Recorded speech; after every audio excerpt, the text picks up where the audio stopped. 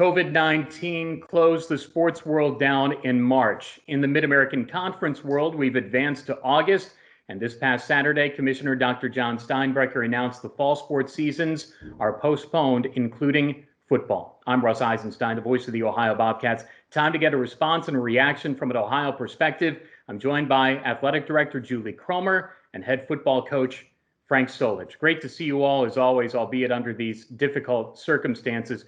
Julie, I'll start with you. You knew the announcement was coming, but I still wonder about the emotions when the announcement was made for you and why you feel that we got to this point.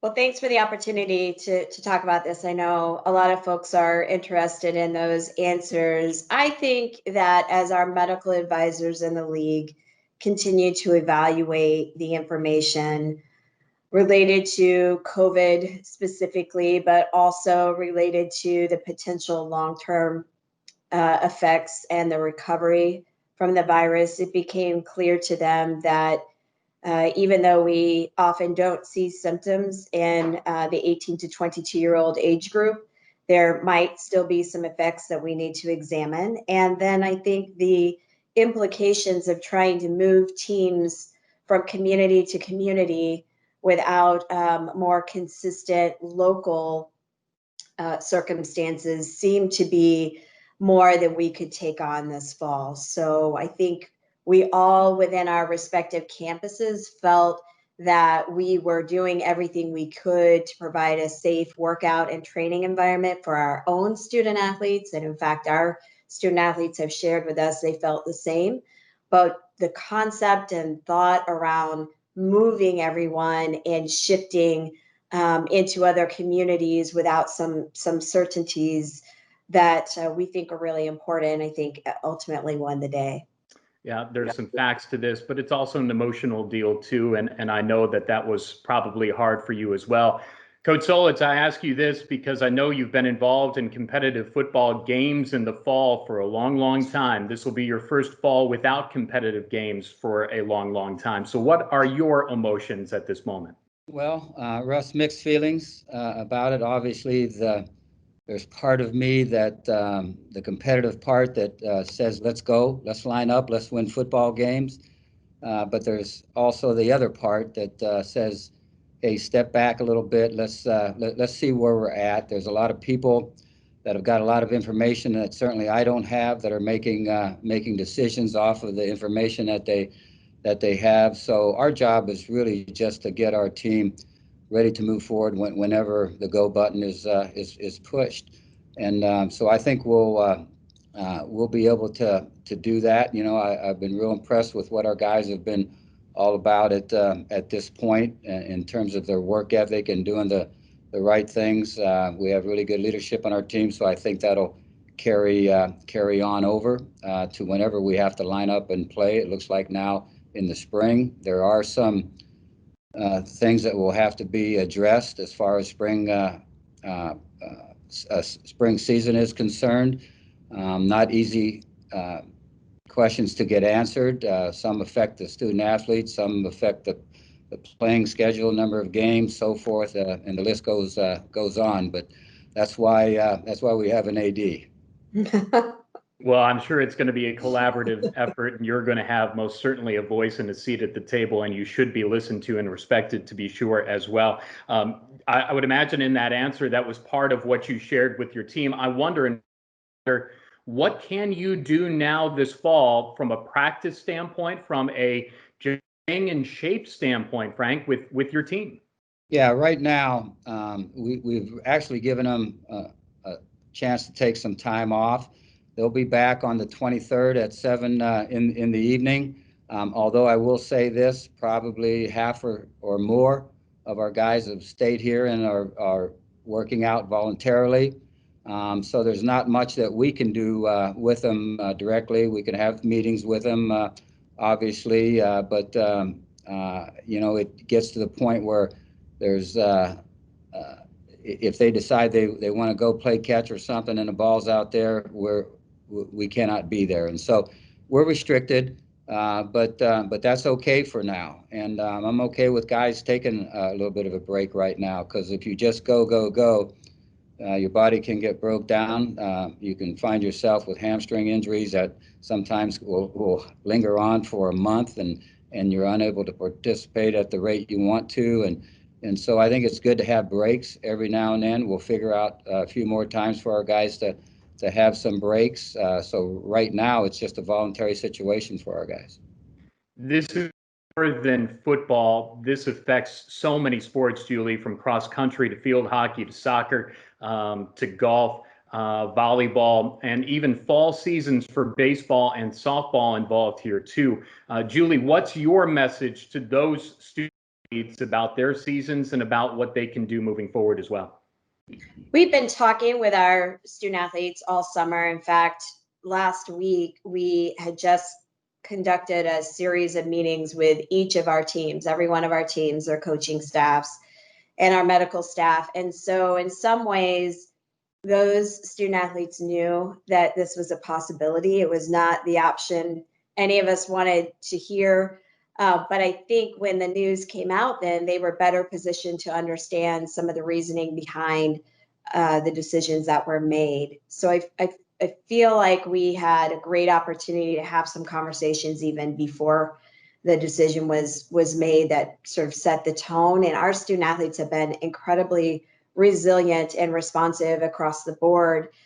They want an opportunity to come together and train, and we're going to be able to do that in the fall, even if we're not competing. And so they will have a chance to connect back into that experience. I think one thing we learned in the spring when we shut everything down and sent most of our teams home for a long period of time is that our student athletes actually really benefit from the continued structure and the continued opportunity to work out, train with their teammates, work through, candidly, some of the stress and anxiety they're feeling in this time from the uncertainty, and lean into their athletic experience because it's such a big part of who they are. It's a big part of their identity, but it's also a big part of how they live their lives. And so what we heard overwhelmingly from them this summer was that they needed an opportunity to be able to engage back in that activity. And I think we've been advised by Ken Johnson, our chief medical officer here at the university, and others that really is in their best interest if we can do so appropriately, social distanced, and with all the protocols and measures that have been developed over the summer. And so we'll continue to do that. I do have to also say, Coach, we were on Sunday night with your captains, and I thought that was a really good conversation. So Russ, some of it's about our messaging, but a lot of it's about what our students have to say.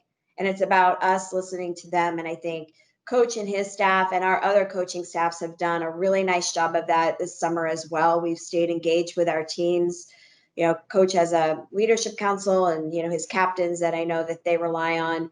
Their Unity Council is, I think, a really big voice, important voice in their program. And so some of the things and decisions that we've made and done have been because of the impact or the input, I should say, we've gotten from them. And so, Coach, the biggest takeaway for me on Sunday was the guys understood the decision and they want to know what they need to do to be ready in the spring. And we talked a little bit, even Russ, about how many games we might be able to get in, what that might look like, what the length of the season might be. And what I heard, Coach, you can tell me if you heard something different. What I heard was they want to play MAC games and they want to play for a MAC championship.